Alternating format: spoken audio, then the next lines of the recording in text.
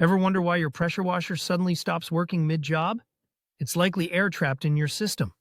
This invisible enemy causes pressure drops and damages your pump over time.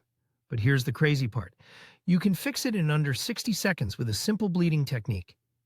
Just disconnect your water supply, pull the trigger to release pressure, then reconnect, and let water flow for 30 seconds before starting. This purges all trapped air bubbles.